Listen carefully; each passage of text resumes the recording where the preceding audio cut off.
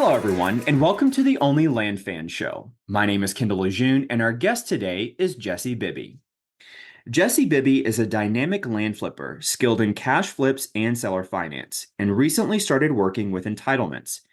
He also has an active role in the Collective Genius, a mastermind for high-volume real estate investors. Apart from his real estate acumen, Jesse is an avid endurance athlete, boasting multiple Ironman completions and gearing up for an Ultraman challenge.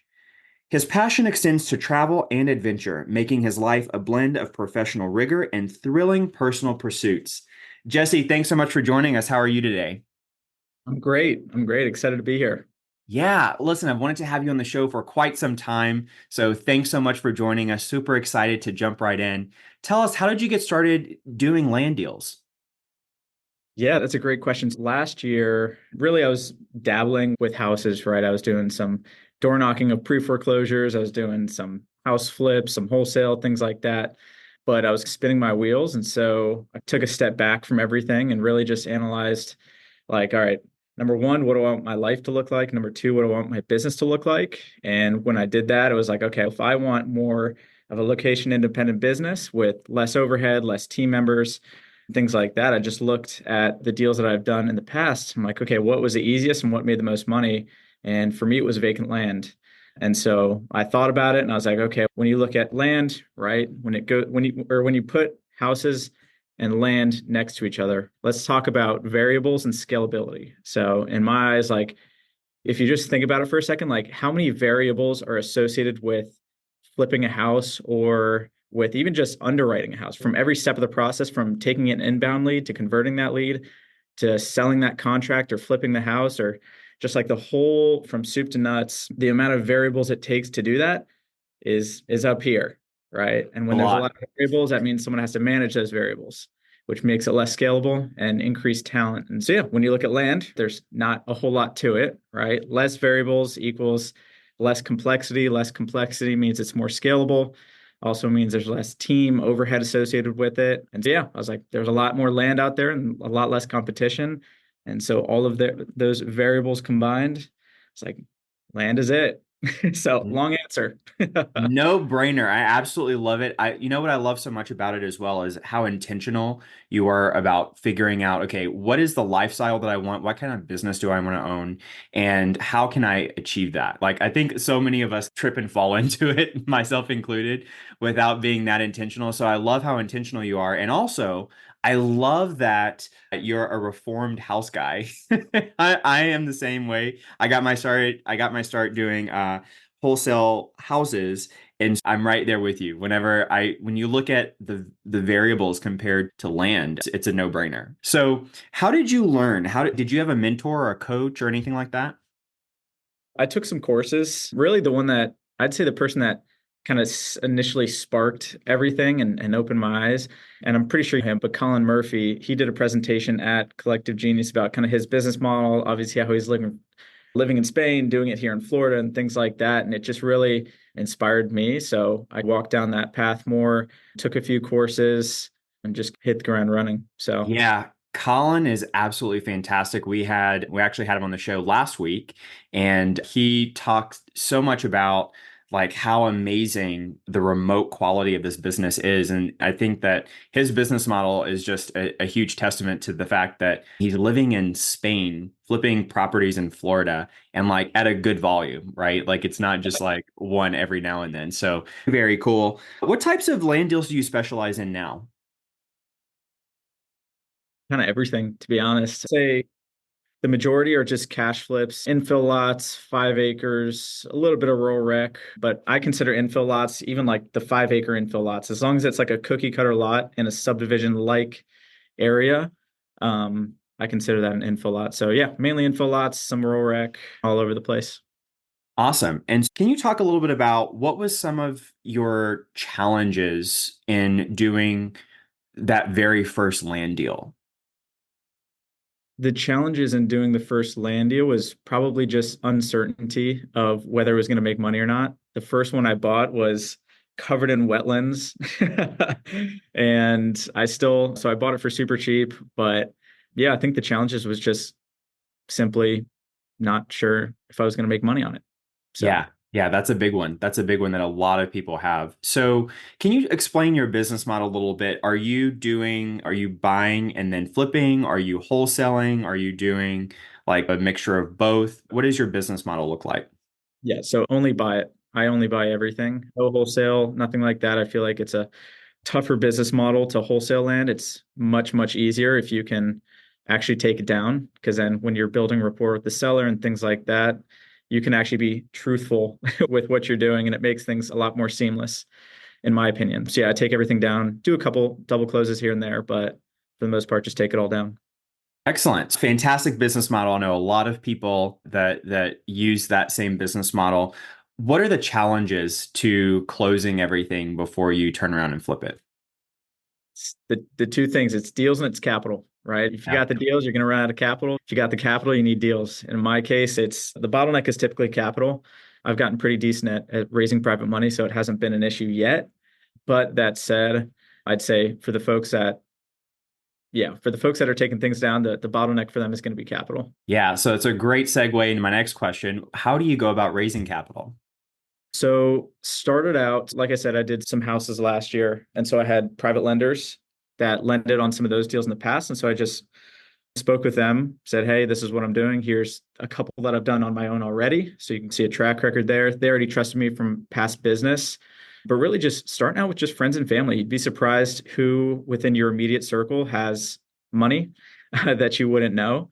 And so it's just a matter of looking through your phone, really looking at your family, again, your friends, like who do you know that is doing well in their business, in their life, and might have access to it. So started with that. And then occasionally I'll post on social media, like projects, things that I'm working on, things like that. So I'm planting seeds. And then I've posted a couple times on social media if I've ever needed it that way. Excellent. Yeah, there's a saying out there that money is everywhere. You just have to look for it. So, can you explain to us, maybe someone that's listening to this and they're like, oh, okay, if I want to go out and talk to friends and family about private money and getting some deals funded, how would you advise them to broach that topic? How do you bring it up? What do you say? I always start because let's say you're at a family gathering, right? This is one instance, right? It's always, oh, how you doing? You start talking about life. Obviously, work and things like that come up. I always try to get access to it before I need it. So don't go to them with a deal that you have, right? And say, hey, I need money. This is what I'm doing, right? I just simply have the conversation like, hey, this is what I'm doing. They tell me what's going on in their world. And I just say, hey, look, we always have opportunities out there. If you're looking to place money, here's an idea of what it looks like. I don't know. Honestly, I've never pitched it to them. It's more just been like a fluid conversation about like, how's work? What does it look like? Yeah. So I don't know if that's a good answer or not. Yeah, no, it definitely is. It gives us a lot of insight. And I think that it probably comes a little bit more naturally to you and to other people that are just used to sharing like what you do.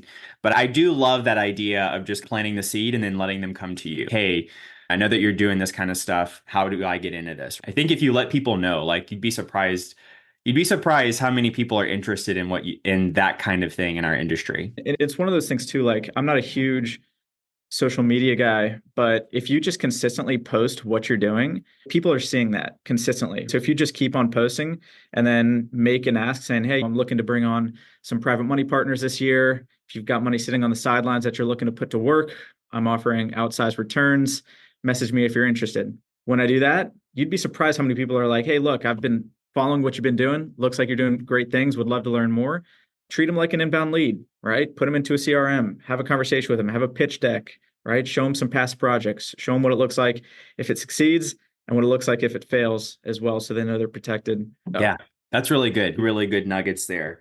So, let me ask, there's a lot of conversation right now around the market and different market shifts and things like that. The market changes that we've seen, let's say in the last year and a half or so, how has that impacted your business model specifically? I haven't been in business for more than a year. Oh, that's good. That's really good then. Love it. I love it. So then let me rephrase the question. Where do you see the market going now? And how do you plan to either continue doing more of what you're doing, or do you plan on pivoting or anything like that? What do you see the forecast of the market?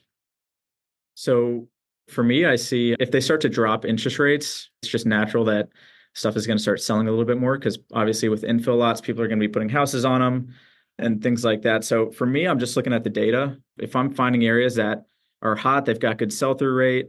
And once you get the leads in and really thoroughly vetting those areas, making sure over the past 12 months, 6 months, 90 days, 60 days, 30 days, has the velocity of sales decreased? Has it increased? Is it staying steady? If 12 months ago you saw that 100 have sold, but then in the last 30 days there's been two, to me that's a leading indicator that things might be slowing down in that specific market. So for me, I'm just thoroughly vetting the areas that I'm marketing to up front, just to make sure that everything that comes through is a property that I actually want to purchase and I feel confident about taking it down. And hey, if the market drops, if we're buying things at 50 cents on the dollar, we can fire sell them and get out of it quickly. Absolutely. Yeah, definitely. Really good advice there. So let's dig into some nuts and bolts because you mentioned how you go about picking a market. Can you give us the steps to what you do when you are first looking to pick a target market? Sure. Yeah, I'm a simple guy. All right. We love simple. And that's also the great thing about land is that it doesn't have to be complicated, right? Yeah. Yeah. So for me, what I'm doing is I'll pull up a random state. Let's call it Colorado, right? I'm pulling up on Zillow. I'm putting my filters in for the purchase price that I'm willing to purchase in, right? So typically 30 to $150,000 is like the sweet spot. I'm looking at land. I'm looking at what is sold in the last 12 months. And then I'm just quite literally scrolling around Zillow and finding little pockets of clusters, right? This is what a lot of people do. They're just looking at where the activity is. And I'll just go through for 3 or 4 hours and I'll just find a list of 50 areas that look like they've got good activity, right? So you have it on the sold, you find the little clusters, you flick it to the for sale, make sure, okay, in the last 12 months, if there's been 50 lots that have sold within that specific area, and you flip it to sold, if there's 200 up for sale and 50 that have sold in the last 12 months, probably not an area that you want to market to, right? Because you're going to be sitting on that land unless you get it for 10 cents on the dollar and you can sell it for 50 cents on the dollar, you're going to be holding on to that for a while. So I'm just looking through and making sure it has good sell-through rate. And yeah, that's pretty much it. I'm looking through and making sure it fits the criteria and then putting it to a list, pulling that data and then hitting them with mail and things like that. Excellent. And so what would you consider a good sell-through rate? Like it balanced 50-50 on both the sell side and buy side, or what does that look like? Yeah, I like One to to see one? one. Yep. 1 to 1. Excellent. All right, very good. And what you mentioned that you look for that you have a particular price range that you like to be in, that 30K to 150K. And you also mentioned that you do lots of different types of deals, infill lots, rural rec, that type of stuff. What are some of the other criteria that you have for when you're looking at deals? What do you mean? Like when you're pulling a list, for example, right? What's your criteria? Do you care about the length of the ownership? Do you like what do you put into your data pulling platform? Yeah, so since I'm very hyper focused on specific areas, if I was carpet bombing entire counties, I would be a lot more specific on the data that I pull. But since I'm very hyper targeted, I don't really want to filter it down at all because I want to speak to every single individual that owns land within those specific areas. Because every time I filter it down, it decreases the likelihood that I'm going to get a deal and someone's going to contact me. And so really the only filter that I have is ownership of five or I think 5 or 8 years minimum Okay. owner. Aside from that, I want to speak to every single person in there. So Excellent. LLCs, the whole nine. Excellent. And so let's talk a little bit about marketing. I know that's a really hot topic for a lot of people in the land space and real estate in general. So what type of marketing methods do you like to use?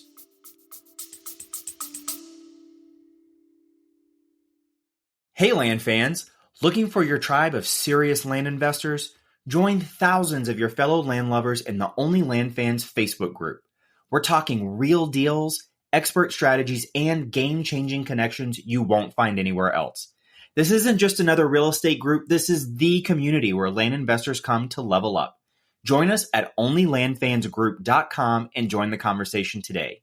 That's onlylandfansgroup.com. See you there. I use direct mail, Facebook ads, PPC, build relationships with wholesalers, real estate agents. That's pretty much it. Excellent. So a lot of direct mail, I'm assuming. Yeah. What you mentioned a few different ones there, direct mail, PPC, Facebook ads. Are all of those part of one mail sequence? So like you're retargeting people on the same list, or is it just tell us your thought process behind that? How do you use those different marketing channels? Yeah. So direct mail is like the targeted, I know what I'm going after. Yeah, I know what I'm going after, and that's that. It's completely separate than Facebook. I do retarget for folks that land on my website, but Facebook is an entirely different beast. I'm targeting nationwide and then just filtering the leads that come in through that. Same thing with PPC. So Excellent. they're treated completely differently. Direct mail, again, it's I'm shooting very specific areas, and then PPC and Facebook ads, they're going pretty much everywhere. Excellent. So direct mail is more like your targeted, super targeted sniper list. Yeah. So how many pieces of direct mail would you say you send out a month? When I was getting started, I was sending out like probably 6 to 8 thousand a month.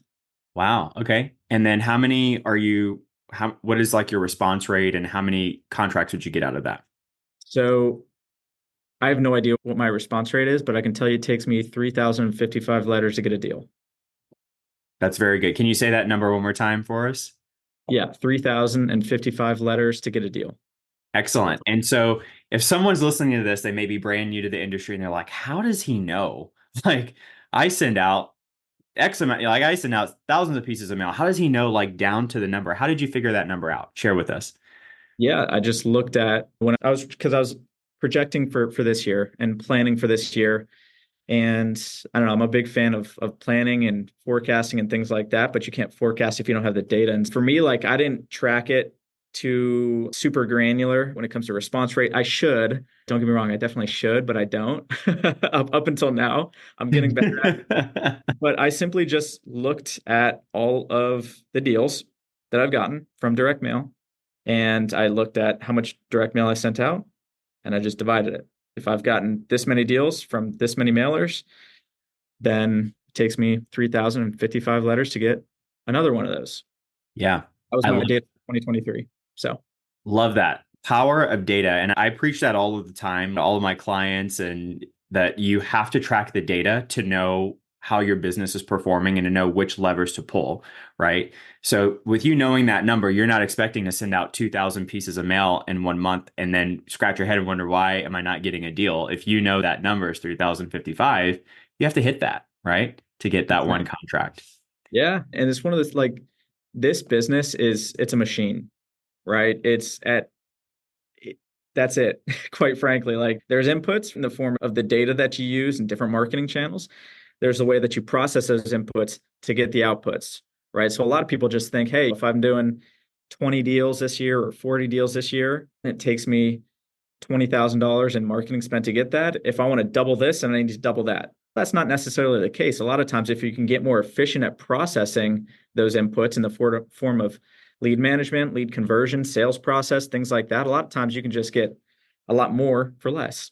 So, Absolutely. Yeah, really, really ramping up the actual scale of your business, I think, has so much to do with efficiency and making sure that you are being as efficient as possible before you grow into the next stage of your business.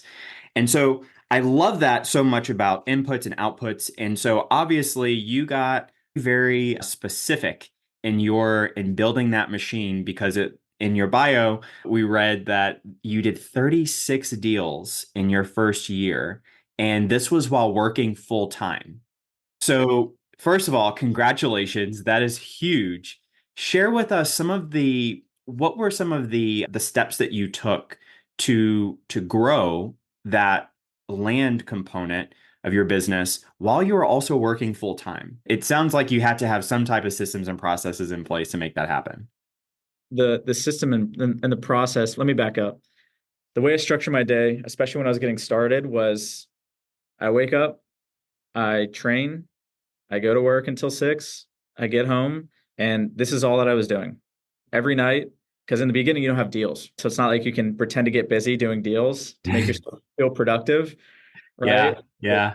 PC and all this kind of stuff. All I wanted to do was find every single area across the country that I could that fit that criteria of the clusters and things like that I was looking for. And I wanted to just build the biggest list that I possibly could. So that's for me, that's a revenue generating activity, right? That's all I wanted to do. So I didn't care about my response rate for anything. I didn't care about anything aside from finding areas, sending out mail, which is all I was doing in the beginning, and then talking to sellers. Most people try to use answering services. They try to let it go to voicemail and things like that. And that's opportunity. If in the, I feel like in the land business, if you just pick up the phone, right, and have a conversation and really nurture that person, you will get so many more deals because most people are just pushing them off to the side, waiting for it to go to voicemail. They're not following up with them if they say they don't want to sell it today. If you can just stay consistent with just doing that, I promise you, you will have a lot more success than most. So, Yeah, definitely agree with that. The money is in the follow-up. Absolutely. so to answer your question, after work, I would just go home and I would do everything that I could. And then on the weekends, I would just spend the entire weekends doing it. So I didn't really have much. Excellent. So, Got it. Got it. And so can you talk a little bit about what your follow-up process looks like? Because we just talked about that could be that can make or break your business. And what does your follow-up process look like now? now it's still a little sloppy, to be honest, but I just have it in my CRM, right? They once they go into, I just keep them in a warm and a cold bucket or a warm and a hot bucket. Or the only time they go into cold is if they've sold the property or it's not a property that I want or something like that. But I'm pretty much just calling them. I'm going in there every week and calling everyone in there and just seeing what's going on with the property. So it's not super sexy. I don't have automated sequences and things like that yet. It's really just going through the buckets and being like, hey, when's the last time I spoke with Margaret? I just literally just yesterday. Every time I go back into my CRM and call old leads, literally every single time I do it, I get a deal. Just yesterday, right? Someone that I spoke to in early October. Haven't followed up there since. But I just called her. I was like, I wonder what Margaret's doing. Pick up the phone, call her, say, hey, Margaret, what's going on? Spoke about life, spoke about everything going on. I'm like, hey, look, I know I was at $12,000 before. Here's where I can be now. What do you think? She said, all right, let's do it. So it's Love it. I love it. That's incredible. Congrats. So, what CRM do you use, by the way? so right now I'm just using Pebble. Okay. Pebble. Yeah, I use Pebble too. It's a fantastic platform. They actually just released, I don't know if you saw this yet, but they released a follow-up, like an automated follow-up feature thing today. So super excited to check that out. That should make our follow-up processes a lot easier. That's fantastic. So can you talk to us a little bit about how did you manage making seller calls, follow up with the seller calls, like TC for 36 transactions while you were all working full time? How did you manage all of that? Yeah. So again, when you are buying things, it makes it a lot easier on the TC side, right? Because you don't have to worry about buyers falling out and all this kind of stuff and deals falling apart. It's simply just I'm buying it, I'm giving it to an agent that has done a lot of business in the area, and they're Mhm. managing the thing. I'm not really doing TC. I'm just making sure that everything is in line with what's going on, making sure that the deals, everything's good with title and things like that. But I'm not doing a whole lot. They list it, they take all seller calls, they do everything. Yeah. That's a really good point. That's a really good point that you Yeah, make, that you remove yourself from the dispo process, the TC process, all of that, if you are closing it yourself. So you're just focusing on, like you said, getting your mail out, talking to the sellers. that's it. Yeah, That's it. I'm literally just so, and then during the day, what I was doing is just during lunch, I'd just call people. So that's it. Pick up the phone, hit the phones. literally just pick up the phone and call people. Yeah, I love it. I love it. So good. So talk to us about what your mail pieces look like. Are you sending out blind offers? Are you doing neutral letters? What does that look like? Yep. So I started with blind offers. They were good. I decided to shift away from blind offers because, again, if I'm targeted in an area, I want to speak to as many people as possible. And with blind offers, I feel like it kills a lot of those people off. So I'd rather test my luck just speaking to more people and getting the price, giving them the price verbally. But yeah, I'm just neutral now. Neutral letters. Excellent. Yep.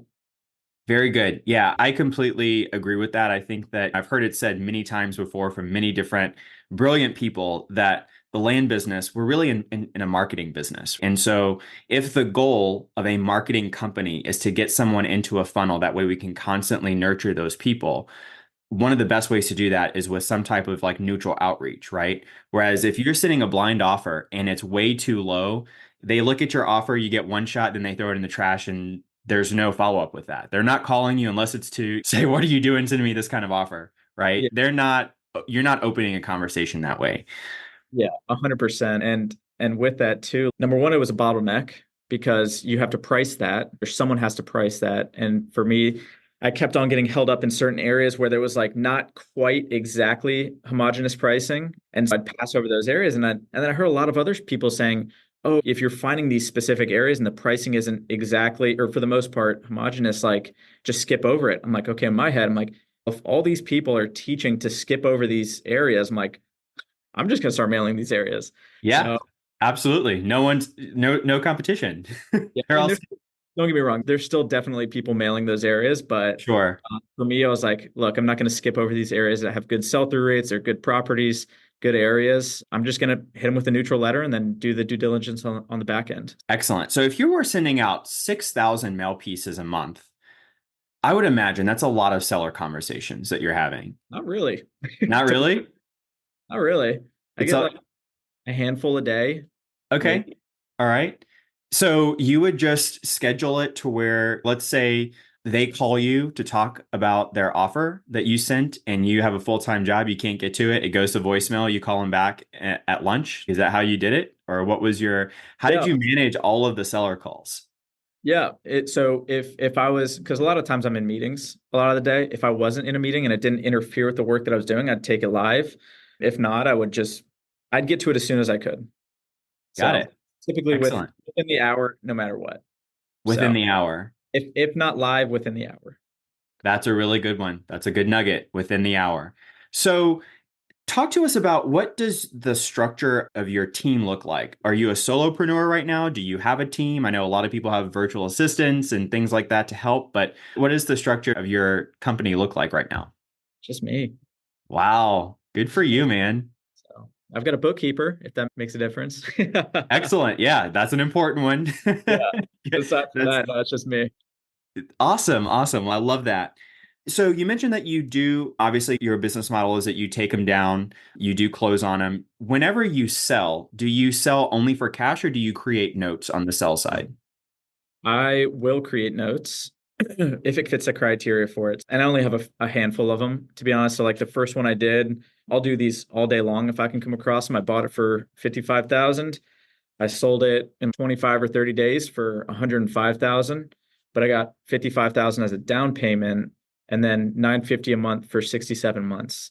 So like in in that case, if I'm recouping the vast majority of, because that's private money, right? That's not my money that I'm funding the deal with. And so I want to make sure I can take all that money out and put it back to do more acquisitions with. And so yeah, if I can get a high down payment, or if the deal just works out, or if I can buy it on seller finance and then sell it on seller finance and just wrap it, I'll do that.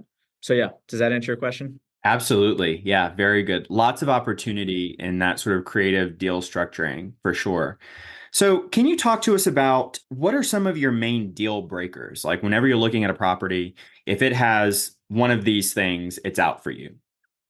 Road access is pretty much the biggest one. Aside from that, that deal I just told you about, the 55 sell for 105, that was covered in wetlands, right? That thing was, and the buyer knew that, right? They did a wetland test. There was like a small area that they could put, it was 11 acres. There was an area that they could put a house on. So they were cool with it. But for the most part, yeah, just road access is going to be a deal killer, or sell through rate. If something has a horrible sell through rate, I'm just not going to touch it because it will sell at a price, but I just don't want to park money into it when it's not going to be for a long time. So Yeah, absolutely. Especially if you have money tied up in that deal, that makes a lot of sense. So, it sounds like speaking with sellers is a really big part of your acquisitions process. What would you say are some of the, if you had to pick three of your best tips when talking with sellers, when you're creating relationships with these sellers, what would those tips be? be truthful with them.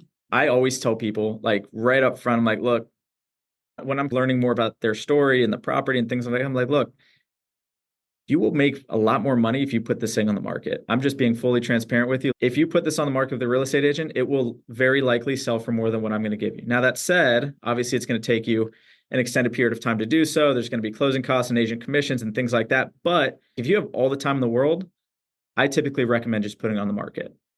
Right. So a lot of times that can be a great way to uncover their true motivation, because a lot of times they don't want to tell you. But when you say it like that, they're like, oh, I need it for this or I need it for that. So I always go that way. Aside from that, if people are taking deals down, since I'm sending neutral letters too, like most people that I speak to have about 20 or 25 mailers that they're sitting on. Every day when I'm getting calls, they're like, yeah, I get like 20 of these. I've got a whole stack of them. I'm like, yeah, most people that I speak to have probably 30 or 35 people that have either sent a mail or they've sent text messages and calls and things like that.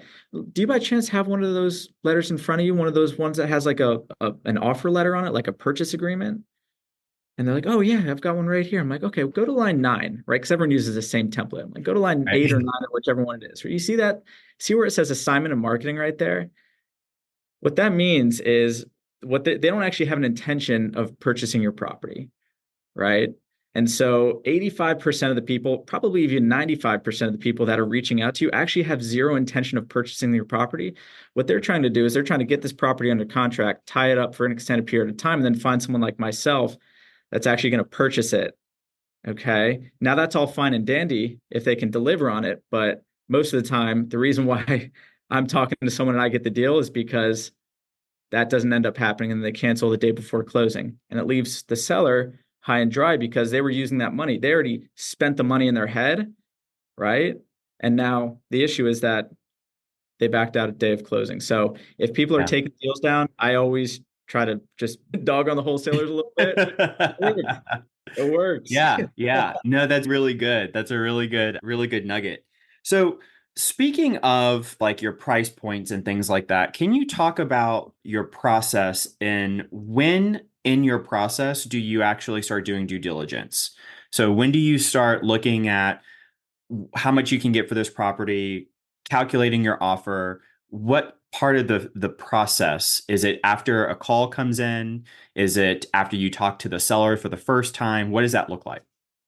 Yeah. So right after the initial call, you take down the reference code, and then I just go back and I run it. I run the numbers, I do the whole thing, and then I just reach back out to them, typically within an hour, and I present them with an offer. Excellent. And so that is after your first initial contact with them, right? Yeah. Yeah. Got it. Excellent. And what is your process for creating those offers? You'll buy up to 70% or do you have a number? What's like your formula for where you like to be?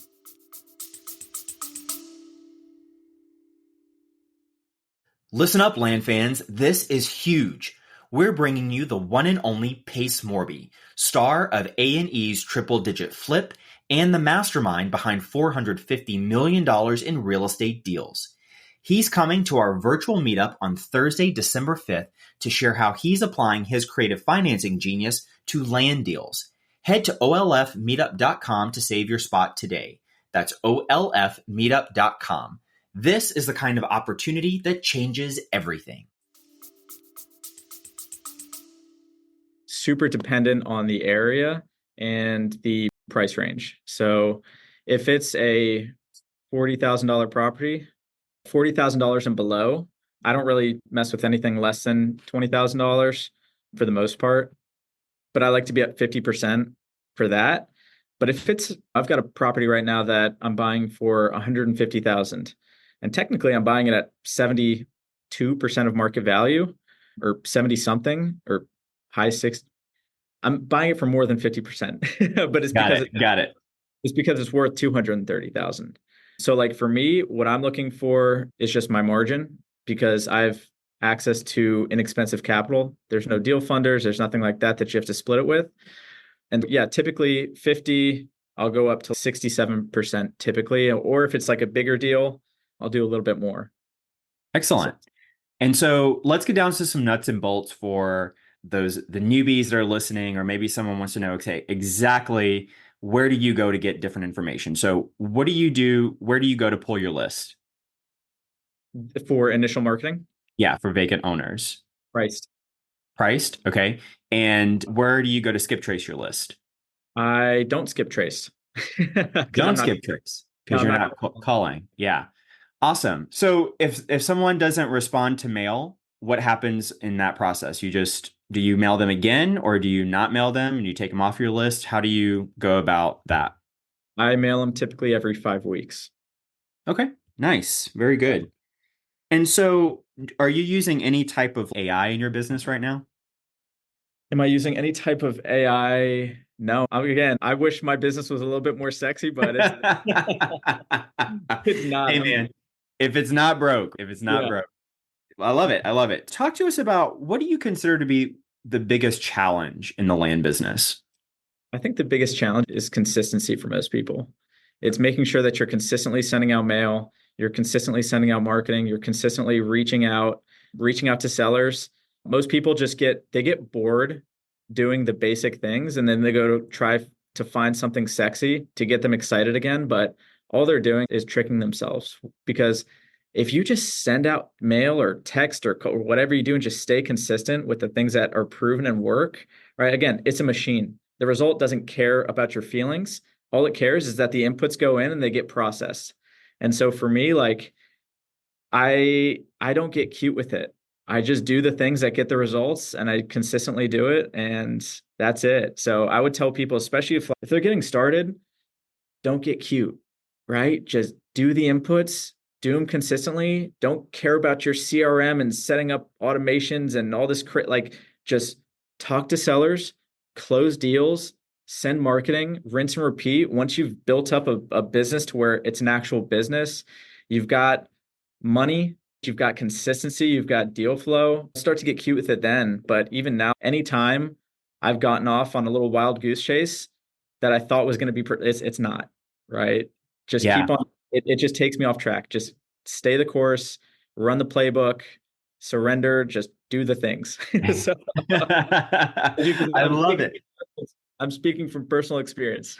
Yes, no, it's so good. And I think that I talk to a lot of people and I think that they want some kind of like really cool like hack or shortcut, but there really isn't. It's just a very like this particular business model, it's a very unsexy kind of thing. Just stick to the fundamentals and just rinse and repeat. And then it'll eventually like the compound effect will happen and you will start getting consistent deals. If you're enjoying this episode of the Only Land Fans podcast, please let us know by subscribing and leaving a review. Now let's get back to the action. Here's the hack. Do the work and don't think don't get too proud to do the little tasks. Most people, if they think, man, I'm the CEO, I'm the owner of this, but no, you're not. Don't worry about automating the business and pulling yourself out and building a monster team when you've done 3 deals or you've done 5 deals. Just focus on closing more deals, right? That's Yeah. literally all this business is. It's marketing and sales. Don't get cute. Just do the things. Because So good. most So other good. yeah, because most other people that's what they're doing, right? They're trying to figure out who they can place in the seats too early, right? That's great when you start to scale, but they go too early and they start putting people in these seats, right? Like a lead manager. A lead manager is extremely important, right? Once you get to a certain point. But I don't know, that's your director of first impressions. That's the person that's picking up the phone and representing your brand, right? You want to make sure that person is skilled and they understand the process, they understand your business, they understand how to truly nurture a seller, right? That's the most important touch point. And I don't know, for me, that's why I don't take it lightly. Um, No, that is huge. That's fantastic advice. And I completely agree wholeheartedly. Now, there are a lot of people that are just now getting into the land business. They may have a full-time job and they're trying to, maybe they've done a deal or two on the side and they want to start getting more consistent deals, but they say, listen, there's no possible way. There's just no possible way that I can, pull list and scrub the list and send out consistent mail and answer seller calls. I have a full-time job. What do you say to those people? I'd say that's an excuse. I'd say it is, right? Even if you're calling, even if you, okay, if you truly cannot all day, if you can't return calls, I respect that, right? I had a little bit more flexibility to where I could step out and take a call, or I could make it work. If you can't, then get something like Pat Live. Again, it's not the greatest thing in the world, right? I've listened to those calls and they're not great, but I don't know, I just wouldn't give yourself an excuse, a cop out just because you think it doesn't work. It just takes, again, the result doesn't care. It just needs inputs. It just needs inputs and needs to process those inputs. So it doesn't matter when you do it. It's just as long as you do it, right? In the beginning, for the first half of the year when I was doing it, I was doing it all. I wasn't doing any of it during the day. Only once it started getting consistent is when I started blending work and job and things like that, just because I'm able to a little bit more. But before it was just strictly, okay, I'm returning calls after work. Vacant land, the benefit is like the sellers aren't super urgent with as opposed to like houses. Because if someone calls you during and they're selling a house, you need to get to that thing ASAP because the competition Right. is fierce. The benefit to land is you do have a little bit of leeway. Definitely don't use that as an excuse as you grow. But if you're just getting started and you truly don't have the time, you do have the time. You just got to make the time for it. Yeah, that's really good advice. That's really good insight. So, Jesse, I know with your role with Collective Genius, you are around a lot of investors. You hear a lot of talk about what's working in business, what's not working in business. But what I'm curious about to hear is what is your take on what is something that no one or very few people are talking about in the land industry right now that we should be talking about? What can you say that question again? Yeah, what is something that no one or very few people in the land industry are talking about right now that we should be talking about?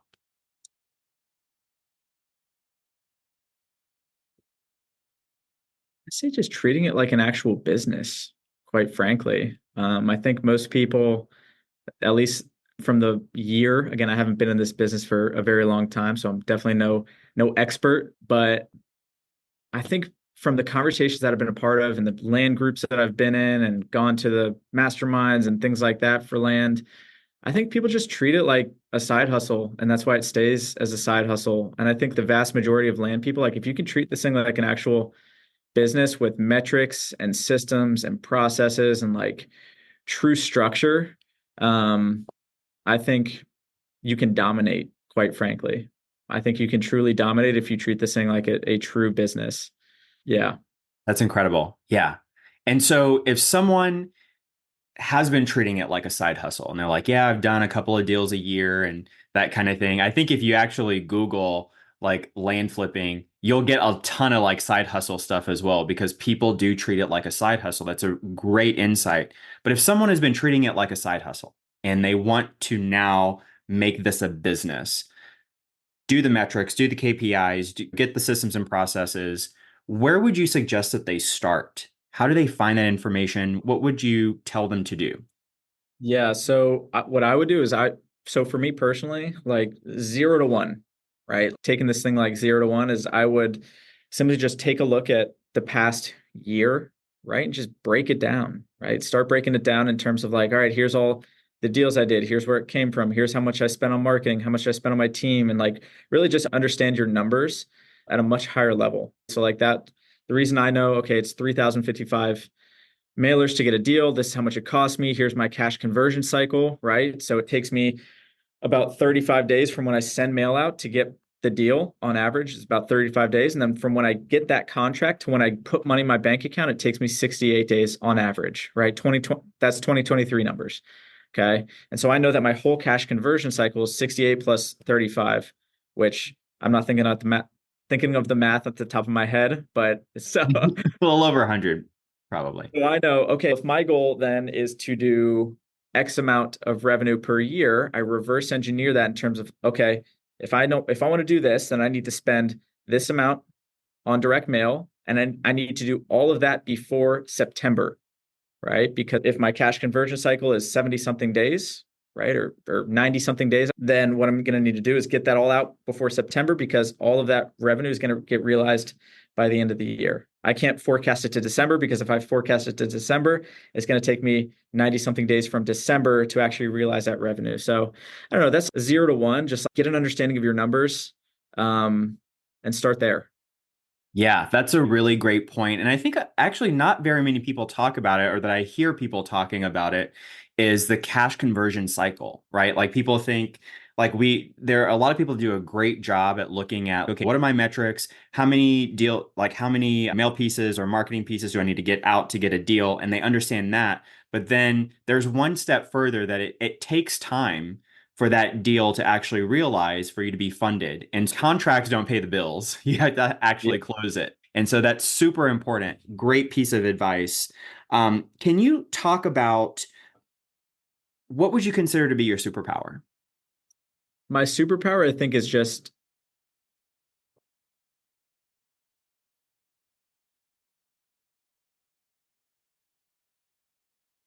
I have the ability to just pull myself out and look at the playing field and just strategize effectively. Yeah, that and just marketing and sales, just Really doing good. things. Yeah. Yeah. And just listening to you speak, I can tell that you like to look at the big picture, which I think that's huge when you are trying to run a business. It's a different mindset, a different perspective than like doing the individual deals to zooming out and looking at your numbers.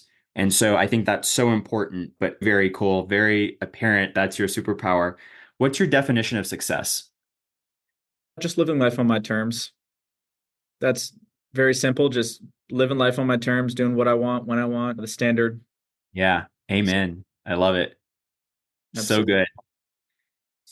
What would you consider that you do differently than most people that has contributed to your success?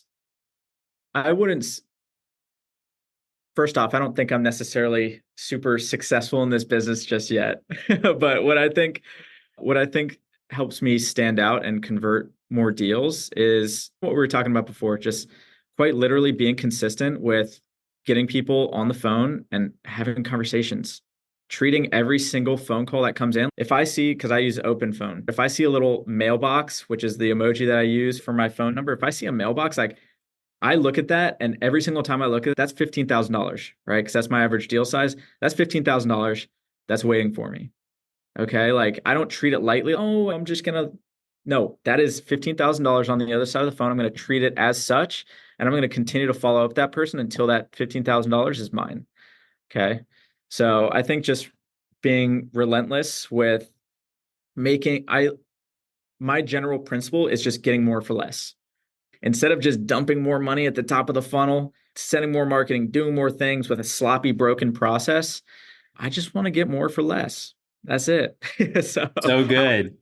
however, I can do that in the form of finding better areas to market to, finding better marketing channels, finding better ways to convert my leads into contracts, finding better ways to dispo those contracts, right? Like any way that you can make it more efficient so that you don't need to rely on spending more money. I like low overhead, right? I like very low overhead, and you can spend less if you're converting more. So, Yeah, music to my ears. I love that. You can spend less if you're converting more. I think that needs to be on a poster in every entrepreneur's office. That's so good. It's so yeah, good. I love it. Who are your favorite like entrepreneurs, business owners, thought leaders, authors that you like to follow? I would say who's my favorite? Probably Alex Hormozy. Yeah. It's like I he's a hot topic. I know that's probably yeah. not a standard answer, but he says things in a way that makes sense. Yeah, it totally that answer does not surprise me. I'm a huge Hormozy fan. I think we probably have talked about that before. But your answer about being consistent and doing the boring things, like I actually literally just saw him talk about that in like a reel or something the other day, is like the people that win are the people that can commit to doing the boring things day in, day out that are going to drive revenue to your business. Plain and 100. simple. That's Yeah. again, and that's why I know this interview probably isn't the sexiest thing in the world, but here's the thing. Look, while everyone else is focused on like building out their AI and having it integrate and having it break, but then they're fixing it and it starts to talk to people, right? Like it's doing all these things. They're I'm just picking up the phone. I'm calling that same seller. I'm building an actual relationship with them. I'm closing the deal. So like at the end Yeah. of the day, that's what this business is. So don't get sexy, don't get cute. Just do the things that get the result at a high level consistently. And I promise you, it's not hard. It's very simple. It's not easy. It's not easy. Don't get me Yes. wrong, but it's simple. So Love it. So good. So good. What's the biggest surprise you've had so far on your journey into the land space? What would my biggest surprise be?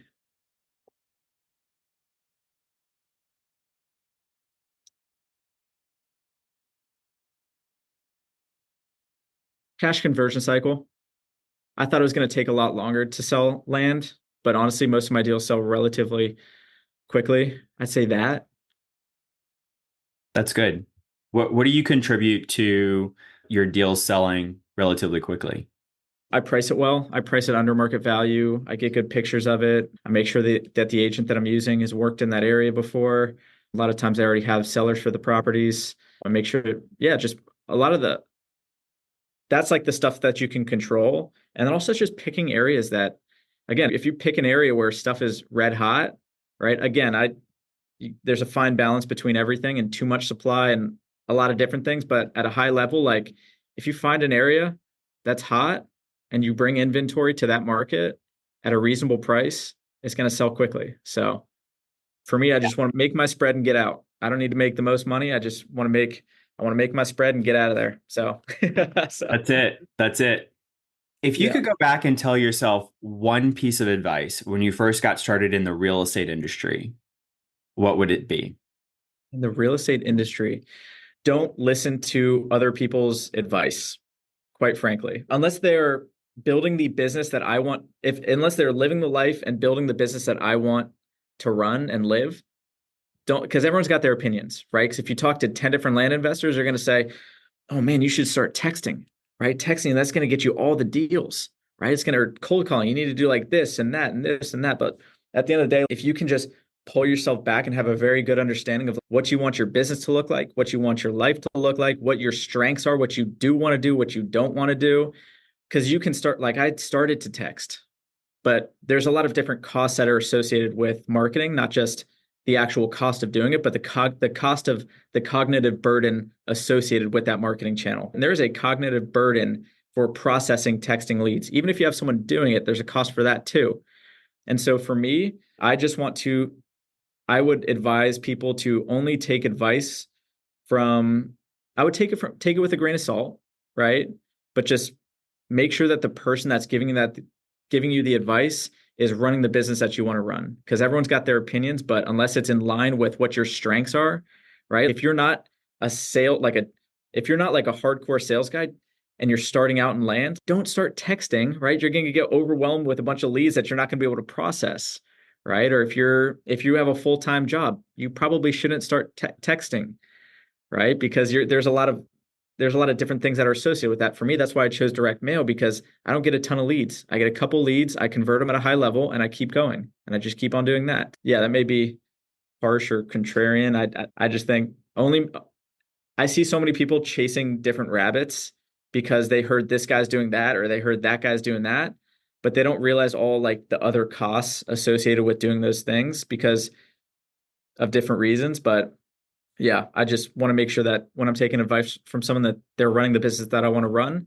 it matches with my strengths. It matches with what I do want to do, with what I don't want to do, before I just start doing a bunch of random things that people tell me I should do. Yeah, no, that's really good advice. And I think it comes back to the very first thing that you started our interview with today is that intentionality, being intentional about what it is that you want to build. And so, one of the things that I think I love the most about the land industry is that there's so many different ways to skin the cat. So, like, your business may look completely different from mine, and we can both be successful. It just depends on what your strengths are and what your goals are, what your definition of success is. And so I love that extra layer of filtering is okay, yes, take it, learn as much as you can, but also consider the source and consider what is that piece of advice is working for them to create this result. Is that the result that you want? Yeah. Exactly. Really good stuff. So, what's your biggest passion or goal you'd like to achieve at this point in your life?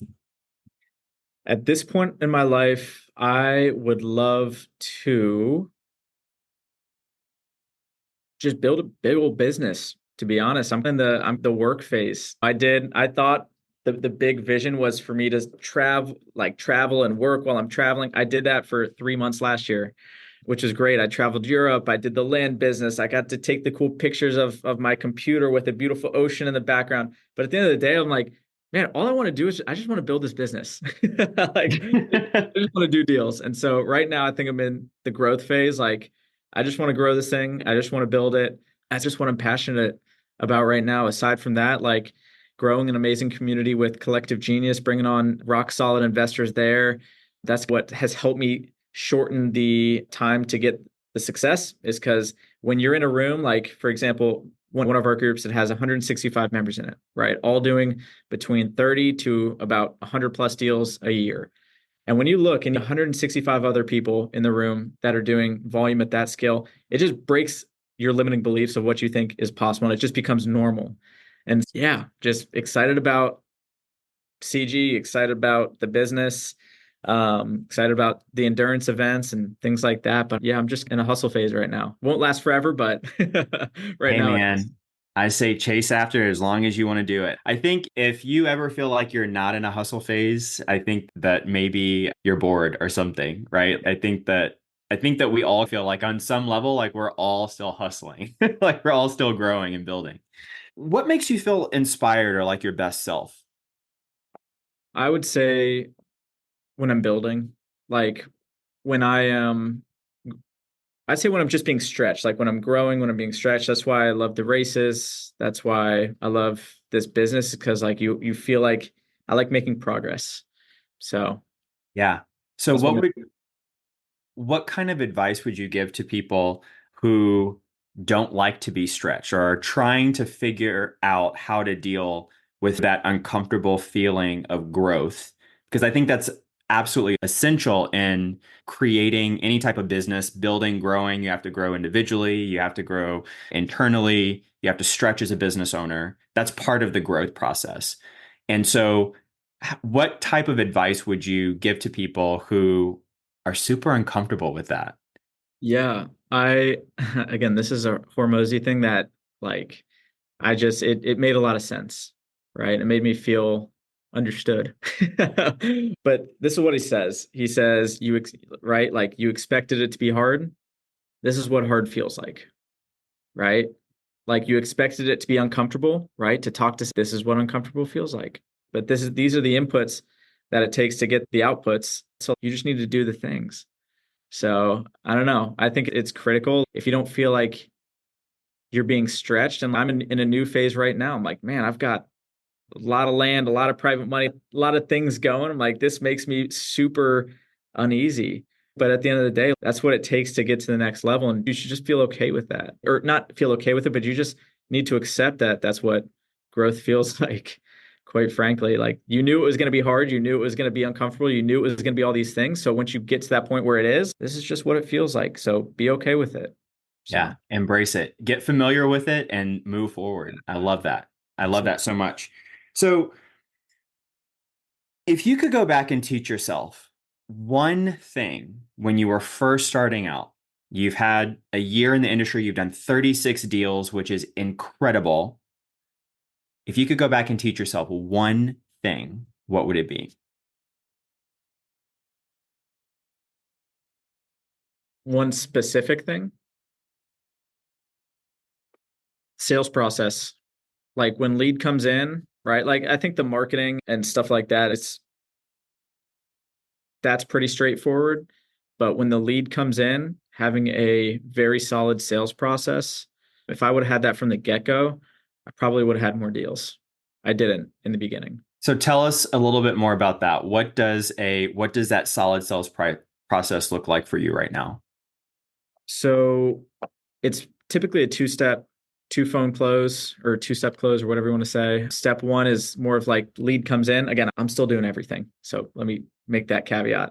Lead comes in, I'm getting the reference number, I'm getting all the information, I'm building a relationship, setting the stage for the next call. So set the stage for the next call, do all my homework, have the have it all prepped for the second call, and I call them back. Just say, hey, look, this is what looks like other investors are paying XYZ for land based on all these things. Is that what you expected? And they tell me either yes or they tell me no. And if they're like, no, that's terrible. I'm like, okay, great. That's not my offer. Yeah, that's a great one. That's a great Yeah, save. yeah. And so yeah, I say yeah, based on my underwriter, this is what he came out with. Honestly, I'm not really 100% sure about what my sales put me on the spot.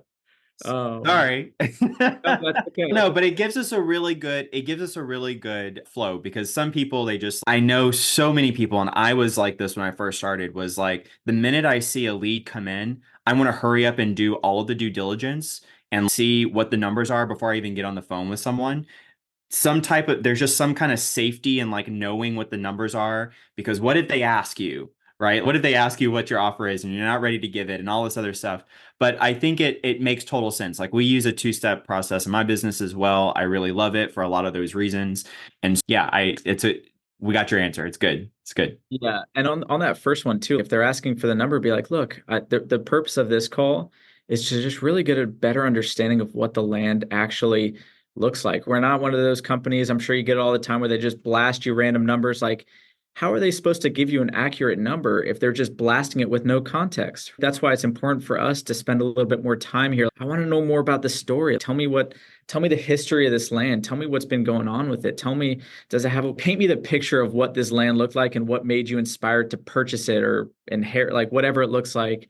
And then on the next call, after we do a little bit more homework, I can get you an accurate number. But I want to make sure that I respect your time. I respect the offer that I give you, and it's not just some random number that has no meaning behind it. So I think it's an advantage if they ask you on the first call what your offer is, and you can pitch that to them. Absolutely. Yeah. No, there's so many great things about that sets up the seller and to have sort of this positive framework and so many positive like psychotherapy, psychology things are at play there. You're really asking them to sell their property to you, right? Instead of coming in as like a motivated buyer, Yeah, right? I think it might sound like it's not like a big distinction, but I really think that it is. I think if you go in and they can tell that you're just hungry to buy a deal, oh yeah, then they're like, you come to me. Like you sent me a letter, you make me an offer. That's a completely different conversation than the one that you just explained. 100%. They are buying my money. I am not buying their land. Anytime they start getting aggressive, I just pump the brakes. I'm screeching on the brakes. I'm backing out, right? Like taking a couple steps back because again, we aren't the right fit for everyone, and that's totally okay, right? Yes. So Yes. if you try to jump all over people and get aggressive, like that's a way to get more deals is to just take a step back, apply tactful pressure, but don't push so hard because it turns people off, right? Absolutely. Yeah, that's so good. So good, Jesse. Jesse, I want to thank you so much for giving to us today. You've just been so generous with your knowledge and your time. So, how can we give back to you? What are you looking for now? Are there any like connections or resources that you're looking for right now? Not necessarily. I'm more than happy to, if people need help with deals, if people need help with coming up with things or getting over mental hurdles for getting started and all that kind of stuff, more than happy to give you a pep talk or help you underwrite deals, anything like that. Yeah, I'm just happy to be a resource. If anyone needs anything, feel free to reach out to me anywhere. If anyone has entitlement deals, big acreage, would love to partner with you on those. But Awesome. aside So from that, let's say that we have a big entitlement deal. We got big acreage. We're like, hey, Jesse is looking for this. How can we get in touch with you? you can find me on Instagram, just Jesse Bibbee, JESSEBIBEE. Excellent. We'll go ahead and put that in the show notes as well. Jesse, I want to thank you so much for joining us. Thank you guys so much, Jesse. This has been an absolute pleasure. Wishing you all the best. Thank you guys for joining us. Until then, take care. We'll see you in the next one. Bye bye. Have a good week.